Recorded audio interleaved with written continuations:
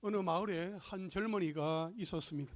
그는 어릴 때부터 신앙을 가지고 열심히 살아가려고 노력을 했습니다. 하지만 점점 세상의 유혹에 빠져들게 되었습니다. 그렇게 세상의 기준에 이끌려서 살아가다 보니까 예전에 가지고 있던 그 신앙의 열정은 점점 식어졌고 그의 마음은 하나님과 더 멀어지게 되었습니다. 어느 날 그는 자신이 지금까지 살아온 인생의 길을 돌아보면서 깊은 회의를 느꼈습니다. 나는 과연 하나님 앞에서 어떤 삶을 살았는가? 내가 진정으로 하나님을 따르기 위해서 노력을 했던 것인가? 동시에 그는 깊은 회개와 함께 마음속으로 결단했습니다. 다시금 하나님과의 관계를 회복하고 진정한 믿음의 사람으로 돌아가기로 결심을 한 것입니다. 그때 한 노인이 그에게 다가와 말했습니다. 네가 진정으로 하나님께로 돌아가고자 한다면 다시 할례를 행하라. 이는 단순히 육체적인 할례를 의미하는 것이 아니라 네 마음을 새롭게 하고 하나님 앞에서 거룩한 삶을 살아가겠다고 결단하는 것을 의미한다. 그 젊은이는 그 말이 마음에 깊이 와 닿았습니다. 육체적인 할례가 아니라 내적인 변화와 결단이 중요하다는 마음의 할례를 깨닫고 다시 하나님 앞에 새롭게 서기로 결심했습니다. 그는 다시 하나님께 기도하며 자신의 삶을 하나님께로 드리겠다고 다짐했습니다. 오늘 이 시간 다시 할례를 행하라, 다시 할례를 행하라 하는 제목으로 하나님이 약속하신 가나안 땅에 들어가서 새로운 삶을 시작해야 할 이스라엘 백성들에게 하나님은 어떤 명령을 내리셨는지, 그 하나님은 어떤 분이신지 오늘 함께 살펴보겠습니다. 첫째로 한번 따라 하실까요? 크게 두렵게 하시는 하나님. 오늘 보면 1절 말씀을 함께 읽겠습니다. 시작. 요단 서쪽의 아모리 사람의 모든 왕들과 해변에 가나안 사람의 모든 왕들이 여호와께서 요단물을 이스라엘 자손들 앞에서 말리시고 우리를 건너게 하셨음을 듣고 마음이 녹았고 이스라엘 자손들 때문에 정신을 잃었더라. 아멘.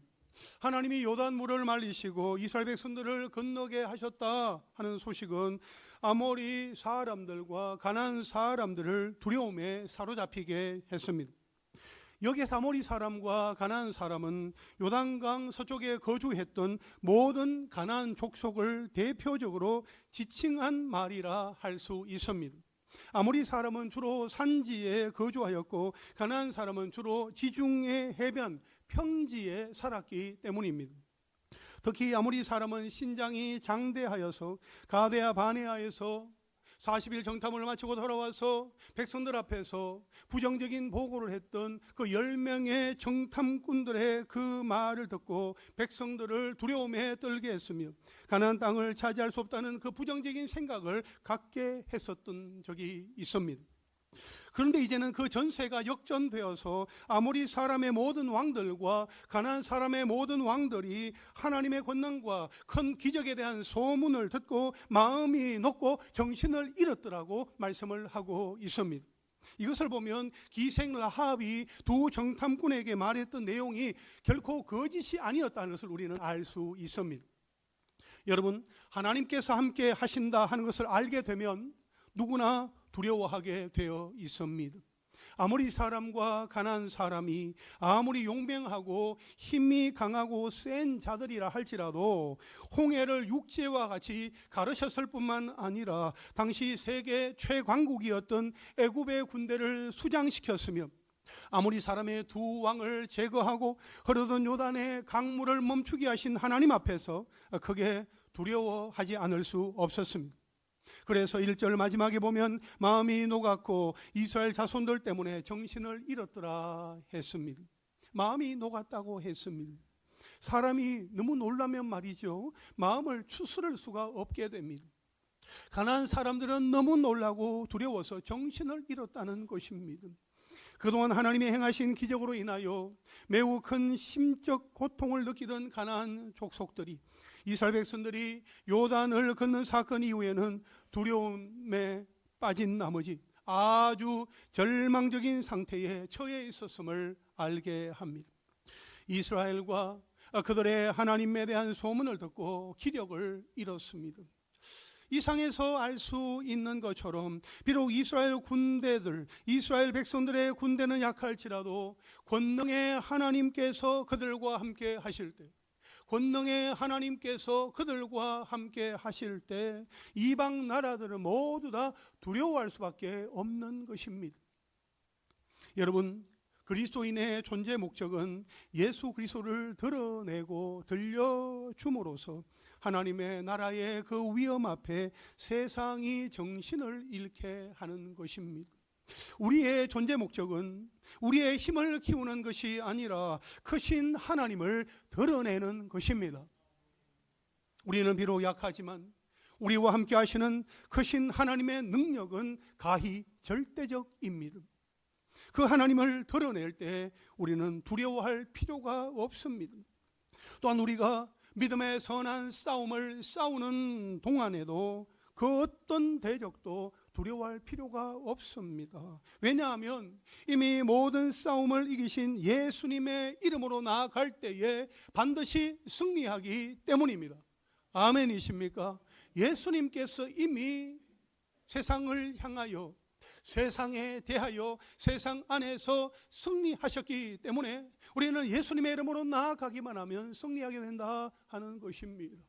예수님이 하신 말씀 요한복음 16장 33절 말씀을 우리 함께 읽겠습니다. 시작. 이것을 너희에게 이르는 것은 너희로 내 안에서 평안을 누리게 하려 함이라. 세상에서는 너희가 환난을 당하나 담대하라. 내가 세상을 이기었노라. 아멘. 예수 그리스도를 믿고 그 믿은 이후에 우리의 의지와는 상관없이 영적 전쟁의 한복판에 던져져서 인생의 여러 가지 문제로 인하여 힘들어하는 우리 한 사람 한 사람이 살아갈 때 마음의 진정한 평안을 누리며 살아가기를 예수님은 원하십니다. 그래서 예수님은 세상에서는 너희가 환난을 당하나 담대하여라, 담대하여라, 용기를 가져라, 내가 세상을 이기었다라고 말씀을 하시는 것입니다. 우리가 예수님의 이름으로 나아가게 될 때에 삶의 현장 속에서 우리는 승리하며 넉넉히 예수 그리스도의 이름을 높이며 살아가게 될 줄로 믿습니다. 여러분, 우리 모두 예수님의 이름으로 담대하게 세상을 이길 수 있게 되기를 바랍니다. 하나님 앞에 먼저 무릎을 꿇음으로 세상 앞에 무릎 꿇지 않는 인생이 될 수 있기를 바랍니다. 세상을 두려워하지 아니하고 타협하지 않으며 하나님을 두려워하고 하나님과 교제하는 삶을 살아갈 수 있게 되기를 주님의 이름으로 축원합니다. 둘째로 한번 따라 하실까요? 준비하시고 이뤄주시는 하나님. 오늘 본문 2절과 3절 말씀을 함께 읽겠습니다. 시작. 그때에 여호와께서 여호수아에게 이르시되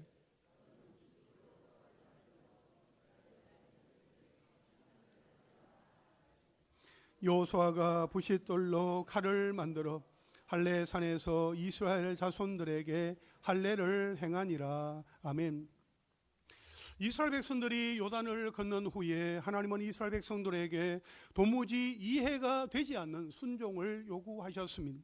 그것은 모든 이스라엘 백성들이 가나안 적군을 눈앞에 두고 할례를 받게 하신 것입니다. 하나님은 여호수아에게 다시 할례를 행하라 말씀하셨습니다. 다시 할례를 행하라, 이 말은 할례를 받은 사람이 다시 한 번 더 할례를 받으라는 그런 의미가 아니라 이전에 행해왔던 그런 할례 의식, 할례 행위를 다시 행하라는 뜻입니다. 그렇다면 하나님은 왜 이때에 할례를 행하라고 하셨을까요? 그 이유가 오늘 본문 4절로 7절에 기록이 되어 있습니다. 하나님은 일찍이 이스라엘의 믿음의 조상인 아브라함과 언약을 맺으시고 아브라함과 그의 자손이 언약 백성이 되었다는 그 증거하는 표시로 할례를 행하도록 명령하셨습니다. 창세기 17장에 그 기록이 나와 있지요.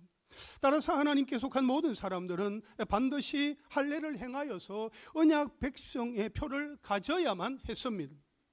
그러나 본문 4절과 5절에 보면 40년 전에 애굽에서 나온 20세 이상 된 이스라엘의 모든 남자들은 할례를 받았습니다. 하지만 광야에서 태어난 이스라엘 자손들은 아직 할례를 받지 못한 상태에 있었습니다. 사실 광야는 남자 아이들의 할례를 시행하기가 어려운 환경이었습니다. 할례를 받은 후에는 한 주간 정도의 회복의 시간이 필요한데 광야의 삶은 언제 하나님의 구름 기둥이 떠올라 이동하게 될지 모르는 긴박한 상황의 연속이었습니다. 따라서 새로이 태어난 그 남자 아이들의 할례는 안정된 곳에 정착하기까지 보류될 수밖에 없었습니다. 가나안 정복이라는 큰 일, 이 대업을 앞두고 이스라엘 백성들은 무엇보다도 하나님과의 정상적인 관계에 재정립이 필요하였습니다. 이에 하나님께서는 이스라엘 백성들에게 할례를 행하도록 여호수아에게 명령하신 것입니다. 또한 할례를 통하여 하나님이 이스라엘 백성과의 사이에서 원하셨던 것은 가나안 정복 전쟁을 손쉽게 하기 위한 그들의 손에 들려져 있는 무기를 점검하는 것이 아니었습니다. 하나님과 이스라엘 백성들 사이에 하나님께서 친히 맺으신 그 언약 관계를 점검하는 것이었습니다. 그래서 하나님은 그들에게 할례를 행하라 명령하셨던 것입니다. 그런데 이 전쟁을 앞두고 할례를 행한다? 이것은 정말 상상할 수도 없는 위험천만한 일이었습니다. 8절 말씀에 보면 또 그 모든 백성에게 할례 행하기를 마침내 백성이 진중 각 처소에 머물며 낫기를 기다릴 때에 하나님께서 다시 할례를 행하라 그렇게 말씀을 하셨을 때 여호수아는 백성들에게 20세 이상 된 그 모든 남자들에게 할례를 행할 것을 명령을 하였고 다 그와 같이 할례를 행하였습니다. 할례를 행한 이후에는 이제 낫기를 기다려야 되는 거죠. 사실 이스라엘 백성들이 할례를 행한 이후에 한 주간 그들에게 있는 그 고통을 참고 견디어내어야만 했습니다. 일상생활을 하기란 쉽지 않죠. 절대 안정을 취해야 하는 시기였습니다. 따라서 이스라엘 백성들이 이방 땅에 들어와서 할례를 행한다는 것은 매우 위험한 행동입니다. 할례의 상처가 아물기를 기다리는 동안 적의 기습 공격을 받을 수도 있기 때문입니다. 과거 야곱의 아들들의 제안을 받고 할례를 행했다가 시므온과 레위에 의해서 몰살당한 세겜 족속과 같이 가나안 족속들의 공격을 받는다면 이스라엘은 여지없이 정말 멸절당한 위험이 있었던 것입니다. 따라서 이 시점에서 하나님의 명령대로 할례를 행하는 데에는 하나님에 대한 절대 믿음과 순종의 자세가 요구되었습니다. 이때 이스라엘 백성들은 어떻게 했습니까? 그들은 가나안 족속들을 눈앞에 두고 할례를 행하며 할례를 받는 것으로 하나님에 대하여 믿음과 순종의 자세를 보여주었습니다. 언제 적군이 쳐들어올지도 모르는 그런 어떤 위험하고 정말 급박한 상황 속에서도 하나님께서 우리와 함께 하시며 하나님이 우리를 지켜주시고 보호하여 주시고 하나님께서 우리의 이 길을 예비하여 주시며 인도하여 주신다는 그 확고한 믿음이 있었기 때문에 그들은 할례를 받는 순종을 행하였던 것입니다. 그때 하나님께서 이렇게 말씀을 하십니다. 우리 9절 말씀 함께 읽겠습니다. 시작. 여호와께서 여호수아에게 이르시되 내가 오늘 애굽의 수치를 너희에게서 떠나가게 하였다 하셨으므로 그곳 이름을 오늘까지 길갈이라 하느니라. 아멘. 하나님이 하신 말씀은 내가 오늘 애굽의 수치를 너희에게서 떠나가게 하였다는 것입니다. 여러분 이게 무슨 뜻입니까? 여러분 이스라엘 백성들이 말이죠, 애굽에서 나오기는 했지만 몸은 애굽을 떠나기는 했지만 마음은 여전히 애굽의 종이었습니다. 그들은 결코 선민 이스라엘의 그 믿음을 갖지 못하고 있었습니다. 언제나 하나님 앞에서 말하는 것과 행동하는 것이 아주 세상적이었습니다. 그러다가 가나안의 대적들을 눈앞에 두고 죽는 것도 두려워하지 아니하고 하나님의 말씀 앞에 순종했을 때 다시 할례를 행하라 하나님의 그 명령 앞에 그들이 반응하며 나아갔을 때 비로소 그들은 애굽의 노예라는 수치가 떠나가고 선민 이스라엘의 그 이름을 갖게 되었던 것입니다. 진정한 이스라엘의 시작은 도저히 말이 되지 않는, 도저히 수긍이 되지 않는 하나님의 명령이라 할지라도 그 하나님의 명령 앞에 아무런 소리 없이 그대로 순종할 때입니다. 애굽의 수치를 떠나가게 함으로써 이스라엘 백성들은 드디어 애굽에서의 노예 생활에서 벗어나 진정한 하나님의 언약 백성으로서의 그 삶을 새롭게 시작하게 되었던 것입니다.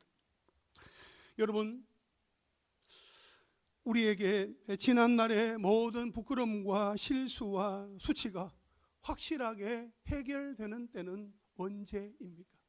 그 때는 언제라고 생각하십니까? 바로 내 생각과 고집과 자존심을 다 내려놓고 하나님의 말씀 앞에 순종할 때. 뭐 할 때요? 순종할 때. 내게 생각이 있습니다. 내게 인생의 경험이 있습니다. 노하우가 있습니다. 나름대로 가지고 있는 세련된 방식이 있습니다. 이 방식을 가지고 살아간다면 잘 될 것 같습니다. 내 나름대로 자존감이 있고 이 일들을 가지고 하면 좋은 어떤 결과물을 도출해낼 수 있을 것 같습니다. 그러나 그것을 고집하지 아니하고 내세우지 아니하고 그 무엇보다도 하나님의 말씀 앞에 순종하게 될 때에, 하나님의 말씀 앞에 순종하게 될 때에 내게 있는 그 모든 수치와 아픔과 어려움, 그 모든 고난들은 떠나가기 시작한다 하는 것을 우리가 꼭 기억할 수 있게 되기를 바랍니다. 여러분, 여기에서 이스라엘 백성들의 그 믿음과 순종은 오늘 우리에게도 요구가 됩니다. 물론 세상을 사랑하는 사람이 하루아침에 모든 것을 다 버리고 하나님만을 사랑한다 하는 것은 결코 쉬운 일이 아닙니다. 그러나 하나님의 백성이 되고자 하는 자는 하나님께 내 삶의 전부를 드리겠다 하는 그 헌신의 자세와 마음이 있어야 합니다. 그때 비로소 세상 욕심과 죄의 노예에서 벗어나 하나님의 온전한 자녀가 될 수 있는 것입니다. 여러분, 하나님이 여호수아에게 다시 할례를 행하라 하셨을 때에 백성 중에서 아무도 하나님의 명령에 대하여 이의를 제기하지 않았습니다. 하나님은 요단강을 건너는 사건을 통해서 가나안 땅의 그 주민들이 이스라엘을 향해 큰 두려움을 갖게 하셨습니다.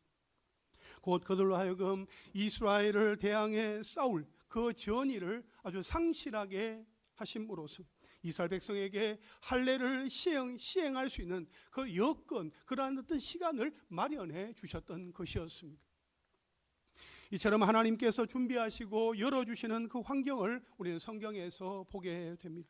창세기 22장에 보니까 하나님께서 아브라함을 시험하시려고 내 독자 이삭을 번제로 바치라 하나님께서 그렇게 명령을 내리셨을 때에 아브라함이 그 다음날 아침에 일찍이 일어나 3일 길을 가서 모레아 땅에 있는 그 한 산에 아들과 함께 올라가서 하나님 앞에 그 제단을 샀고 이삭을 칼로 잡고자 했을 때에 하나님께서 그 이삭을 하나님께서 아브라함을 위하여서 수풀에 걸린 한 순양을 예비하시고 아브라함에게 그 수양을 하나님 앞에 드리며 제사할 수 있도록 준비하시고 열어주신 하나님의 모습을 우리는 보게 됩니다.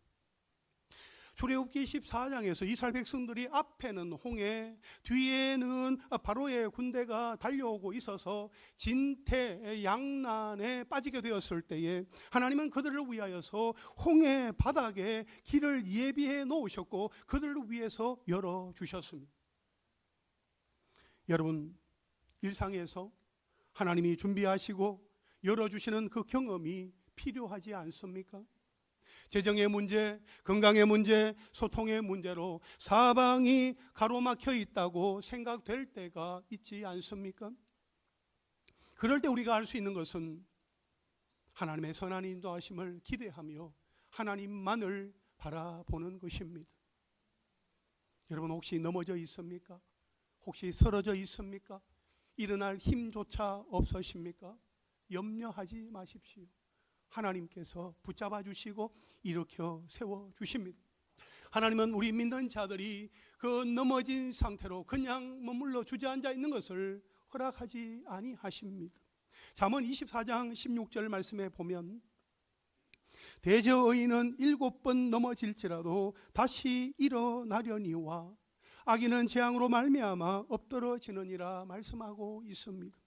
예수 그리스도를 믿음으로 말미암아 의롭다함을 받은 사람이 넘어질 때에 하나님은 그 사람을 일으켜 세워 주십니다.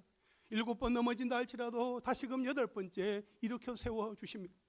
7전8기의 은혜와 기쁨을 우리에게 누리게 하여 주신다 하는 것입니다. 이 7이라는 숫자는 성경에서 볼 때에 완전의 수, 완전을 의미하기 때문에 하나님은 우리 인생이 살아갈 때에 넘어질 때에 7번까지만 우리를 바라보시고 8번째 일으켜 주시는 것이 아니라 그때마다 우리 인생을 기억하여 주시고 우리에게 찾아오셔서 우리를 위로하여 주시고 붙잡아 주시고 세워 주시고 살려 주실 줄로 믿습니다. 하나님을 알지 못하는 악인들과는 달리 하나님을 경외하고 하나님을 예배하는 의인은 7번 넘어진다 할지라도 다시 일어나게 하십니다. 할렐루야. 여러분, 오늘 다시 할례를 행하라, 이 할례라는 단어를 우리가 계속해서 듣고 있는데 말이죠, 이 할례의 기본 의미는 잘라내다입니다. 또한 생명을 끊다라는 의미도 있습니다. 그래서 할례는 생명을 걸고 언약에 동참한다는 표시입니다. 따라서 할례를 받았다는 것은 언약 백성이 되었다 하는 것입니다. 영적 이스라엘인 우리는 그리스도의 피값으로 새롭게 된 언약 백성입니다. 왜냐하면 우리는 손으로 하지 않은 할례, 곧 예수 그리스도의 할례를 받았기 때문입니다. 우리가 전에는 진노의 자녀였으나 이제는 예수 그리스도를 믿음으로 말미암아 하나님의 자녀가 되었고 하나님을 아바, 아버지라고 부를 수 있게 되었습니다. 이 말씀을 보면 오늘날 하나님께서 약속하신 영적인 가나안인 하나님 나라를 향해 영적인 순례의 길을 걸어가고 있는 우리에게도 하나님의 언약 백성으로서의 표시가 요구된다 하는 것을 생각하게 됩니다. 그것은 바로 죄악된 우리의 옛사람이 죽고 하나님의 말씀을 따라 살아감으로써 새롭게 거듭나는 마음의 할례를 행하는 것입니다. 마음의 할례를 행하는 것이 우리에게는 너무나 중요한 것입니다. 신명기 10장 16절에 보면 그러므로 너희는 마음에 무엇을 행하고? 할례를 행하고, 마음의 할례를 행하고 다시는 목을 곧게 하지 말라 말씀하고 있습니다. 마음의 할례를 받는 사람은 하나님 앞에서 목이 곧지 아니하고 하나님의 말씀 앞에 순종하며 살아가게 됩니다. 그러나 마음의 할례를 받지 아니하고 자기의 주장과 생각을 고집하며 살아가는 사람은 여전히 목이 곧은 상태에서 하나님의 말씀 앞에 청종하지 못하고 믿음으로 살아가지 못하게 된다 하는 것입니다. 하나님의 말씀이 우리 마음 가운데 들려지고 그 말씀 앞에 아멘하며 순종하며 하나님, 내가 이 하나님의 말씀대로 살아가기를 원합니다, 그러한 마음으로 말씀 앞에 엎드리며 마음의 할례를 받게 될 때에 우리의 목이 곧지 아니하고 하나님 앞에 겸손하게 엎드리며 마음의 무릎을 꿇고 하나님 앞에 믿음으로 반응하며 나아가게 될 줄로 믿습니다. 예레미야 4장 4절에 보면 유다인과 예루살렘 주민들아, 너희는 스스로 무엇을 행하여? 할례를 행하여 너희 마음 가죽을 베고 나 여호와께 속하라 말씀하고 있습니다. 할례를 행하고 우리의 가죽을 베를 때에 우리는 하나님께 속한 하나님의 자녀로, 하나님의 백성으로 살아가게 된다 하는 것입니다. 그렇습니다. 모든 부정한 마음을 다 내어버리고 하나님께 속하여 그분의 말씀에 순종하는 것, 이것이 바로 오늘 우리 믿는 자들이 가져야 할 언약 백성의 표시입니다. 그러므로 우리 모두 죄악된 옛 생활을 다 벗어버리고 하나님의 말씀 앞에 순종하며 살아감으로써 언약 백성의 그 표를 우리에게, 우리 마음 가운데 지니고 있을 뿐만 아니라 영원한 하나님 나라를 차지할 수 있게 되기를 주님의 이름으로 축원합니다. 마지막 셋째로 한번 따라 하실까요? 구원하시고 먹이시는 하나님. 오늘 본문 10절부터 12절까지의 말씀을 함께 읽겠습니다. 시작. 또 이스라엘 자손들이 길갈에 진쳤고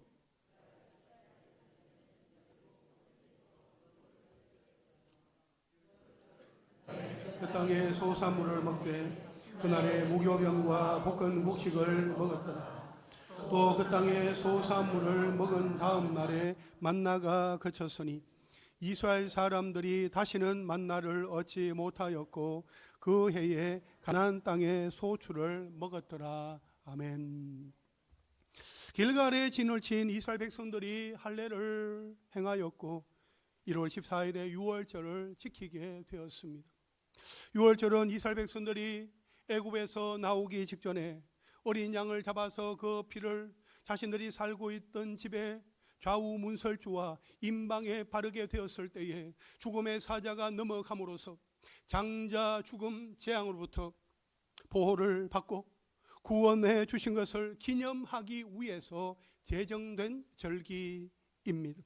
따라서 이스라엘 백성들은 영원토록 유월절을 지키는 중에 하나님께서 자신들을 구원해 주셨다는 그 사실을 항상 기억하고 감사해야만 했습니다.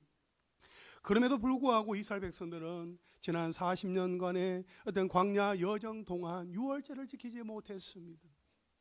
유월절은 애굽에서 시작되었으나 그 다음에 시내산을 마지막으로 유월절을 지키는 것이 중단되었습니다. 그러다가 이제 할례받은 새로운 언약 백성의 세대가 다시금 유월절을 지키게 되었습니다. 유월절은 구원 언약을 성실하게 이루신 하나님을 과연 기뻐하는 잔치였던 것입니다. 그런 의미에서 길갈에서 행하여진 이 유월절은 이스라엘 백성들이 하나님과의 관계를 바로 회복하고 광야의 모든 고난에서 벗어났음을 의미하는 실로 감개무량한 사건이 아닐 수 없습니다. 그리고 유월절 이튿날에 그 땅의 소산물을 먹은 다음 날에 만나가 그치게 되었습니다. 사실 광야 40년 여정 동안 하나님께서 먹여주시고 공급하여 주신 만나 사건은 잊을 수가 없습니다. 이스라엘 백성들이 애굽 땅을 떠나 신 광야에 도착한 그때부터 먹기 시작한 이 만나는 길갈에서 유월절을 지키고 가나안 땅의 소산물을 먹은 그 다음 날부터 더 이상 내리지 않았습니다. 만나는 이스라엘 백성들이 광야 40년 동안 먹었던 하늘의 음식이었습니다. 하나님이 이스라엘 백성에게 만나를 내려주신 것은 이스라엘 백성들로 하여금 광야 여행을 원활히 할 수 있도록 하기 위함이었습니다. 뿐만 아니라 이스라엘 백성들이 살 수 있는 것은 하늘에서 내리는 하늘의 만나, 하늘의 양식이 있어야만 살 수 있다는 것을 그들로 하여금 삶의 현장에서 체험하게 하기를 원하셨고, 무엇보다도 하나님의 입에서 나오는 하나님의 말씀, 그 말씀을 듣고 그 말씀을 청종하며 살아가야만 살 수 있다 하는 것을 이스라엘 백성들에게 알게 하시기 위해서 하나님은 만나를 내려주셨던 것입니다.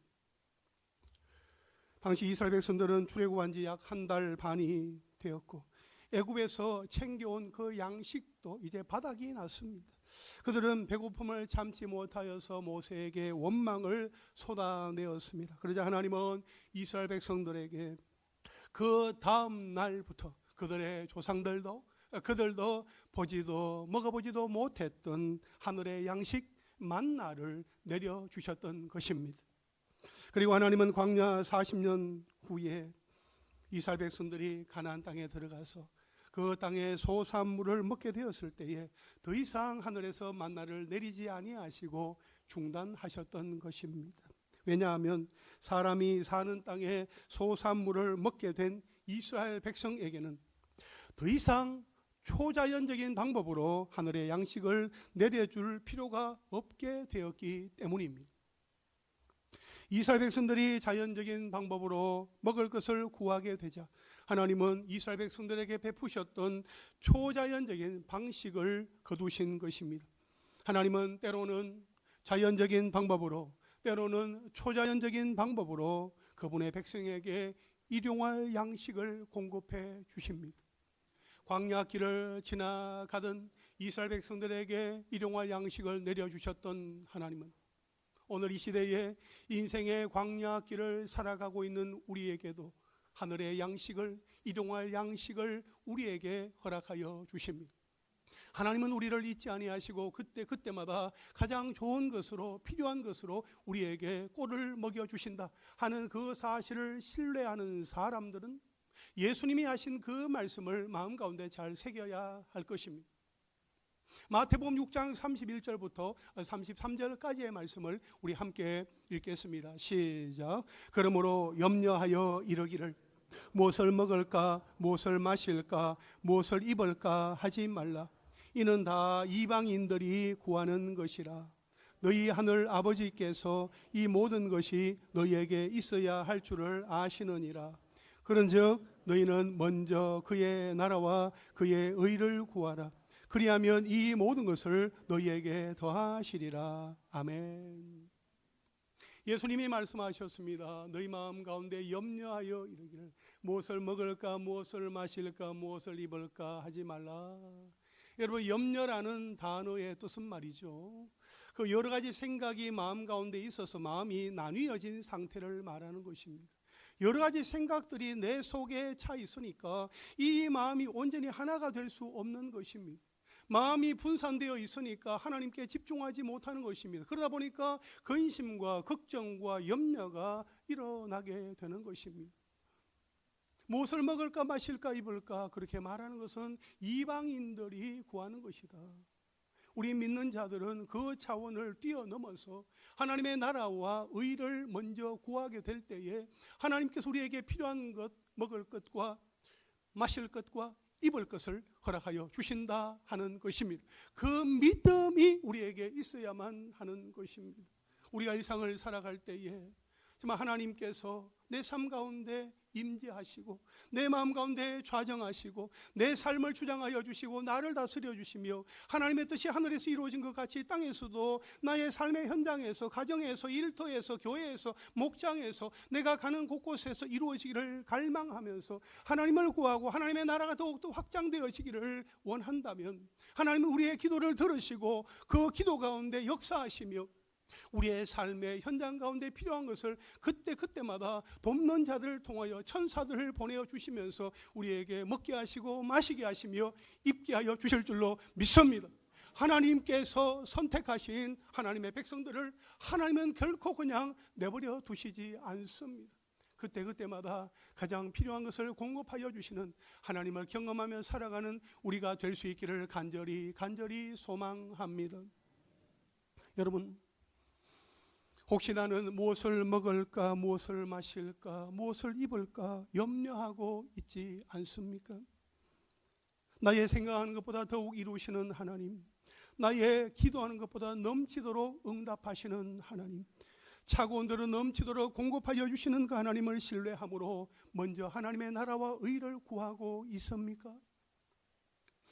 하나님이 내 삶의 주인 되시고 하나님이 친히 나를 다스려 주시며 하나님의 뜻이 온전히 이루어질 것을 고대하며 하나님을 먼저 구하고 있습니까?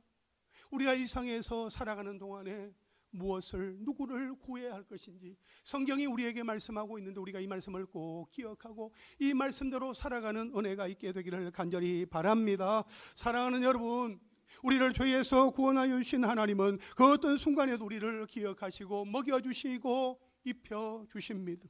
그렇게 행하시는 하나님을 신뢰하며 더욱 하나님만을 먼저 구하며 살아가는 삶이 될 수 있기를 주님의 이름으로 축원합니다.